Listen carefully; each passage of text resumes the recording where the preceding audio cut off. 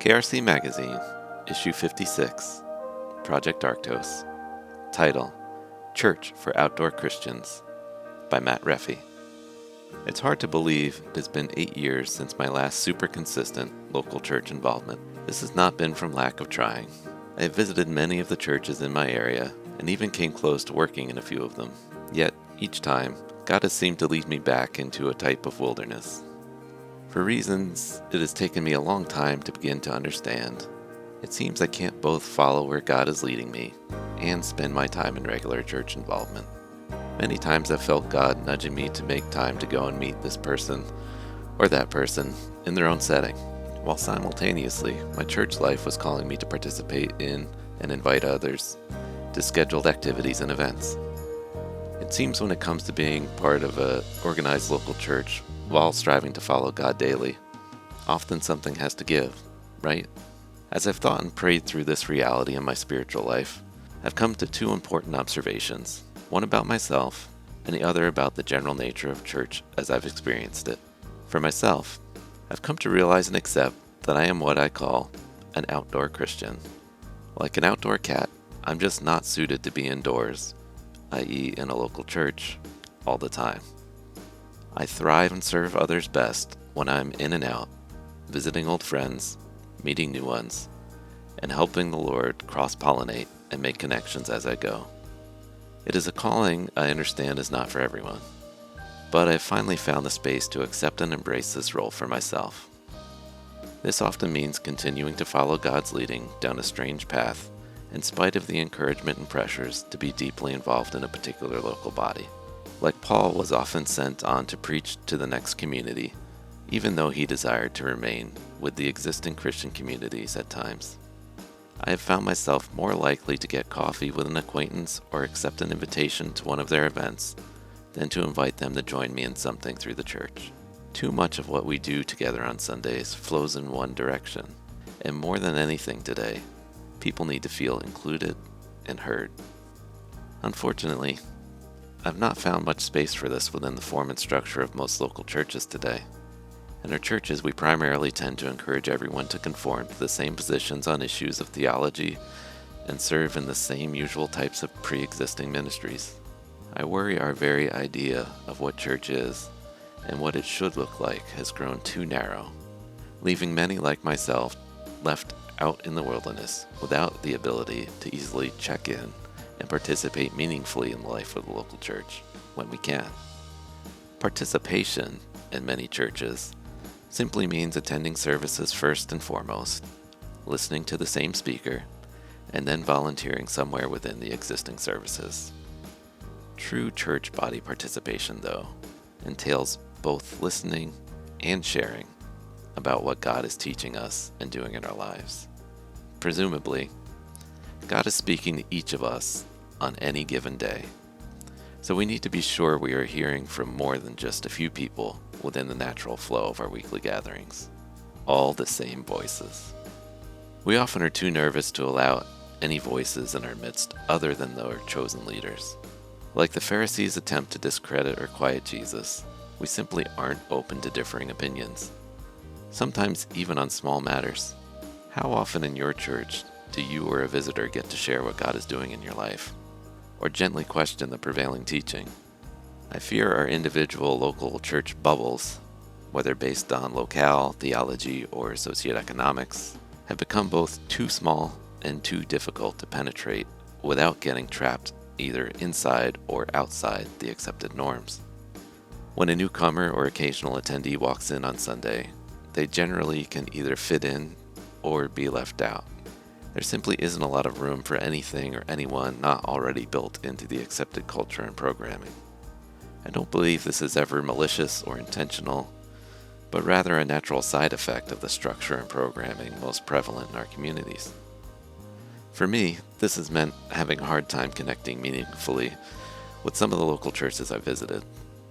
To really connect, I need to be able to meet and get to know the people of the church, more so than their programs or theology. Equally important, I like for them to get to know the real me rather than just the parts of me I think they might readily accept. Often, once I've made it clear I'm not expected to become a full member, Simply due to differing mission or theology, the pastor or leader I'm connecting with naturally shifts their focus to visitors more likely to partake in their existing plans for ministry. But within this limited focus of local pastors trying to grow their congregation through program engagement, we're losing something of the true communal nature of fellowship, program, or community. If you think about it, the close friends and family type of relationships we strive for in the church, capital C, only work where there is both mutual interest and mutual sacrifice. If we're always sticking to the program and focusing on our own things, even if they are truly good things, we sometimes miss out on the sharing in someone else's gifting and calling. Churches generally haven't been able to adequately accommodate the cross-pollinating types of roles, where wandering Christians in the community can help make connections between fellowships that are sometimes too focused on their own things. Hosting local pastor get-togethers and partnering with other churches to help in the community are some of the ways I've seen churches begin to build cross-pollination into their regular programming. There seems to be both advantage and precedence for building more consistent cross-pollination avenues into our existing ministry structures. Much of the early church movements depended quite heavily on brothers and sisters traveling between communities, sharing their own spiritual observations and learning from the local flavors of ministry they visited. Cross-pollination. Does your church regularly host or engage with believers from other local churches, other denominations, or non-traditional ministries? Are there positions for traveling ministers on the church staff who can serve as emissaries throughout the community? I think we can all agree Christian communities were not intended to be their own independent bubbles. We're meant to learn and grow in our diversity, not remain in cloistered uniformity. To do it better, we need to readjust some of the structures and general postures regarding what is recognized as ministry in our church communities. For those who have been outside the local church for extended periods, some might assume that outdoor Christians have lost their way, giving up on fellowship. I would say they have only lost their way inasmuch as the local church has lost its way in not keeping with the practice of sending and receiving cross-pollinators in the broader Christian community. There are many strong Christians I've met outside of local churches, many of whom still labor in relative wilderness areas, but have found it hard at times to remain meaningfully connected with local churches. One example of this is a friend who ministered to local homeless teens for several years.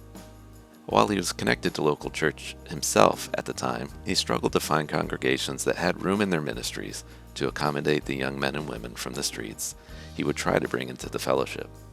Were his ministry better recognized and included in the planning of the church's ministries, they may have added some wonderful young people to their number, whose insights and struggles they might have shared and learned from. Instead of a symbiotic relationship with these in-between and fringe ministries, where both the serving body and the served each have room to grow and be edified, we often seem to be worried more about control and an overdeveloped sense of orthodoxy. We developed a tendency to champion the idea of local church being central to the adherence to and advance of the gospel, but our vision of local has become distorted. While local participation is highly encouraged, we've become rather selective in how we're applied it. It has become hard to walk into a church and find full acceptance without first finding full agreement with the particular interpretations and social norms. Homeless brothers and sisters feel like they have to clean up both socially and theologically before they are fully welcomed into the fellowship. Our first priority has somehow changed from "welcome brother, welcome sister" to "are you of us? If not, here's how to fit in." What can we do? So how can we work back towards a more open and vibrant local church structures, which include brothers and sisters who are called to serve in the in-between spaces? We might start by reevaluating our overall posture and programming. If we can come to each believer with the expectation that we will see and learn from God in them, we might be more inclined to ensure our conversations are two-way and not just geared at making them into our image. This will mean being open to being wrong, and it will mean being open to being messy. But we have to find ways to disagree in unity, rather than settle into uniformity. We also have to open our hearts and minds to what constitutes ministry. The brothers and sisters who work on Sundays at secular jobs and strive to bring the light of Christ into all they do are just as important in their ministry as the Sunday preacher. We need to find ways to invite and encourage less recognizable callings and ministries among us. We need to find ways to invite and encourage less recognizable callings and ministries among us. That might mean starting out by inviting members of the community or visitors up front on Sundays to share about the ministry they are doing outside of the church's scheduled programming.